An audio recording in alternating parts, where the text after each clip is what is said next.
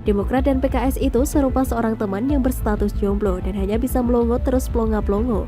Melihat kemesraan teman-temannya. Sebelum menonton video ini, tarik nafas dulu dan jangan lupa untuk subscribe dan aktifkan loncengnya.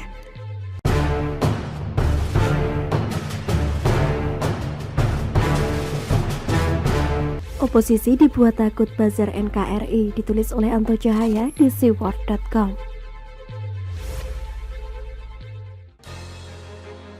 Baru-baru ini politisi Fahri Hamzah nampak gerah melihat oposisi saat ini dipandangnya hanya plonga-plongo. Kalau bicara partai oposisi terhadap pemerintahan Jokowi, tentu pikiran kita hanya tertuju kepada Partai Demokrat dan PKS. Sedang di luar partai tersebut hanya para pengamat sesat yang kerap berseberangan dengan pemerintahan Jokowi, yang sejatinya hanya ingin eksis untuk bertahan hidup dari laparnya perut.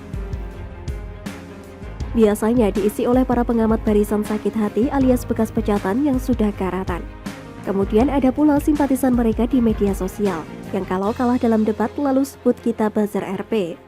Ini seperti jeruk makan jeruk, padahal mereka sendiri yang buzzer RP. Pernyataan Fahri Hamzah yang dulu ketika masih di PKS suka menyalak sampai sewak mirip Aki tua. Tapi sekarang tiba-tiba mirip orang tersedak, tak lagi galak.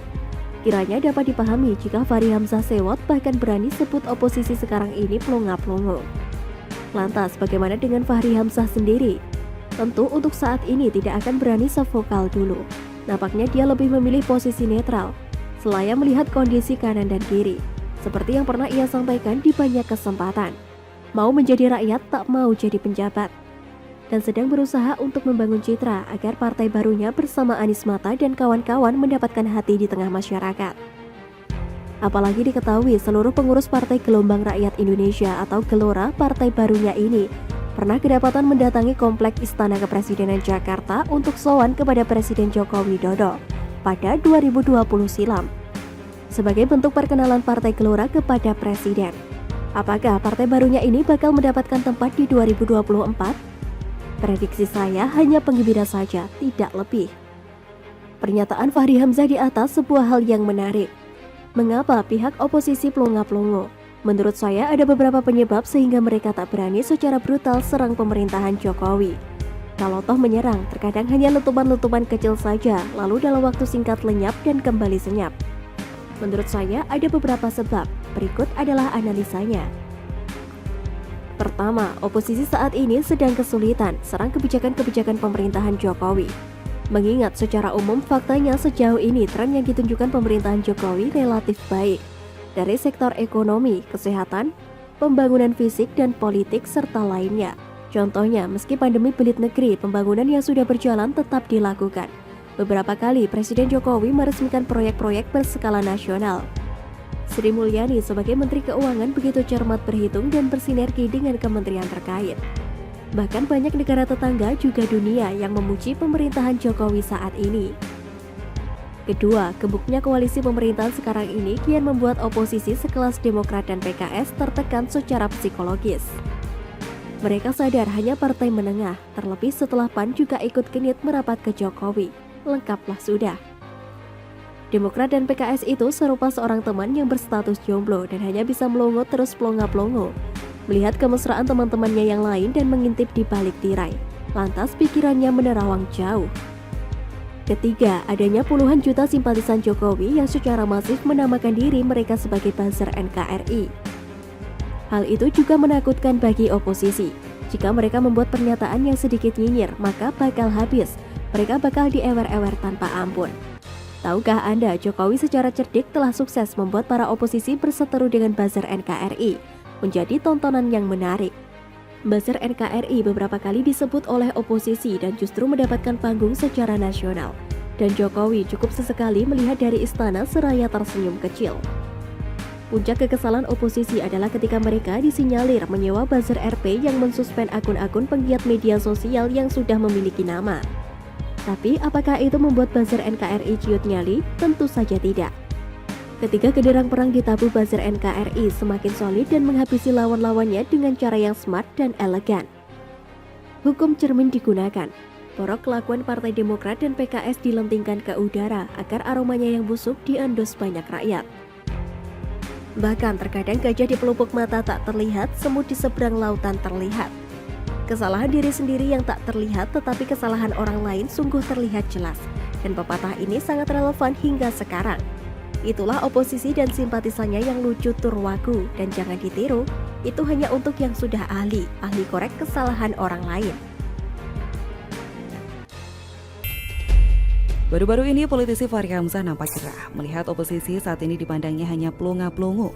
Kalau bicara partai oposisi terhadap pemerintahan Jokowi, tentu pikiran kita hanya tertuju ke Partai Demokrat dan PKS. Sedang di luar partai tersebut hanyalah para pengamat yang kerap berseberangan dengan pemerintahan Jokowi yang sejatinya hanya ingin eksis untuk bertahan hidup dari laparnya perut. Kemudian ada pula para simpatisan mereka di sosial media yang kalau kalah debat lalu sebut kita buzzer rupiah. Ini jeruk makan jeruk, padahal mereka sendiri yang buzzer rupiah. Pernyataan Fachri Hamzah yang dulu ketika masih di PKS suka menyalak, tapi sekarang tiba-tiba mirip orang tersedak, tak lagi galak. Kiranya dapat dipahami jika Fachri Hamzah sewot, bahkan berani sebut oposisi sekarang ini pelongo-pelongo. Lantas bagaimana dengan Fachri Hamzah sendiri? Tentu untuk saat ini tidak akan berani sevokal dulu. Nampaknya ia lebih memilih posisi netral, seraya melihat kondisi kanan dan kiri. Seperti yang pernah ia sampaikan di banyak kesempatan, mau menjadi rakyat, tak mau jadi pejabat. Dan sedang berusaha membangun citra agar partai barunya bersama Anies Mata dan kawan-kawannya mendapat hati di tengah masyarakat. Apalagi diketahui seluruh pengurus Partai Gelora partai barunya ini pernah kedapatan mendatangi kompleks istana untuk sowan Presiden Jokowi pada 2020 silam sebagai bentuk perkenalan Partai Gelora kepada Presiden. Apakah partai barunya ini bakal mendapat tempat di 2024? Prediksi saya hanya penggembira saja, tak lebih. Pernyataan Fachri Hamzah di atas sebuah hal yang menarik. Mengapa pihak oposisi pelongo-pelongo? Menurut saya ada beberapa penyebab sehingga mereka tak berani secara brutal serang pemerintahan Jokowi. Kalau toh menyerang terkadang hanya letupan-letupan kecil saja. Dan menurut saya ada beberapa sebab, berikut analisanya. Pertama, oposisi saat ini sangat kesulitan serang kebijakan-kebijakan pemerintahan Jokowi. Mengingat secara umum faktanya sejauh ini tren yang ditunjukkan pemerintahan Jokowi relatif baik. Dari sektor ekonomi, kesehatan, pembangunan fisik, sosial politik, dan lainnya. Bahkan banyak negara tetangga juga dunia yang selalu memuji pemerintahan Jokowi saat ini. Kedua, gemuknya koalisi pemerintah sekarang ini kian membuat oposisi sekelas Demokrat dan PKS membuat tertekan secara psikologis. Mereka sadar hanya partai menengah. Terlebih setelah PAN juga ikut genit merapat ke Jokowi, lengkaplah sudah. Demokrat dan PKS itu serupa seorang teman yang berstatus jomblo dan hanya bisa melongo melihat kemesraan teman-temannya yang lain. Ketiga, adanya puluhan juta simpatisan Jokowi yang secara masif menamakan diri mereka buzzer NKRI sangat menakutkan bagi para oposisi. Jika mereka membuat pernyataan yang sedikit nyinyir, maka bakal habis hingga kolor mereka bakal diewer-ewer tanpa ampun. Tahukah Anda, Jokowi secara cerdik telah sukses membuat para oposisi berseteru dengan buzzer NKRI menjadi tontonan yang menarik. Oposisi telah masuk perangkap.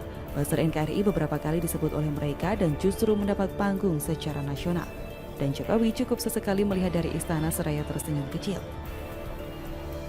Puncak kekesalan oposisi adalah ketika mereka disinyalir menyewa buzzer rupiah yang mensuspend akun-akun penggiat sosial media yang sudah memiliki nama. Tapi apakah itu membuat buzzer NKRI ciut nyali? Tentu tidak. Ketika genderang perang ditabuh, buzzer NKRI semakin solid dan menghabisi lawan-lawannya dengan cara smart dan elegan. Hukum cermin digunakan, borok kelakuan Partai Demokrat dan PKS dilentingkan ke udara. Tak hanya oposisi, para pengamat, tokoh-tokoh yang menamakan diri ustadz juga simpatisan dalam bentuk kelompok atau pro-oposisi dibuat nangis darah. Kalau sedikit pintar, buzzer NKRI itu sebetulnya juga tidak anti kritik, malah kadang juga tak segan kritik pemerintahan Jokowi. Tapi jika narasi para oposisi dan kelompoknya kotor, maka buzzer NKRI tak perlu dikomando, akan membersihkannya, dicerabut sampai akar-akarnya. Ketakutan oposisi terhadap kekuatan buzzer NKRI sampai membuat politikus PKS Al-Muzamil Yusuf meminta Lembaga Ketahanan Nasional untuk melakukan kajian serius terhadap fenomena munculnya buzzer politik. Ini jelas menggambarkan bagaimana buzzer NKRI dipandang sangat mengerikan oleh mereka. Oposisi, simpatisan, dan para pembenci saat ini dibuat stres. Pasalnya Jokowi dan jajarannya melalui jalan sunyi dan senyap tapi mematikan. Kelompok mafia yang dulu tak disentuh SBY oleh Jokowi diobok-obok sedemikian rupa. Jadi kalau cuma Demokrat dan PKS sebagai oposisi tentu saja bukan kelasnya Jokowi. Buktinya cukup dengan mengundang partai koalisi plus PAN dan partai-partai kecil sudah bikin oposisi begidik. Sebelumnya pemerintah juga menyita ratusan rekening keluarga penguasa Orde Baru hingga merampas TMII. Harta dan rekening tersebut merupakan harta negara yang masih dipergunakan keluarga cendana. Hanya Jokowi yang berani merebut aset negara dari tangan anak Soeharto kembali. Bahkan presiden sebelumnya pun tidak ada yang berani merebut aset-aset negara tersebut dari tangan mereka. Presiden Jokowi memang bukan dari keluarga hebat, apalagi Jenderal Bintang 4. Tapi atas nama rakyat, ia akan melakukannya dengan sangat smart. Jujur coba perhatikan, oposisi dan simpatisannya kadang hanya melihat yang remeh-temeh dan sama sekali tak penting. Semata hanya mengorek-ngorek kesalahan dari sudut yang sempit. Bahkan terkadang gajah di pelupuk mata tidak terlihat, semut di seberang lautan terlihat. Artinya kesalahan diri sendiri tidak terlihat, tetapi kesalahan orang lain terlihat jelas. Itulah oposisi dan simpatisannya yang lucu turbagu. Dan jangan ditiru, itu hanya untuk yang sudah ahli korek kesalahan orang lain. Dan bagaimana menurut Anda? Ingin tahu lebih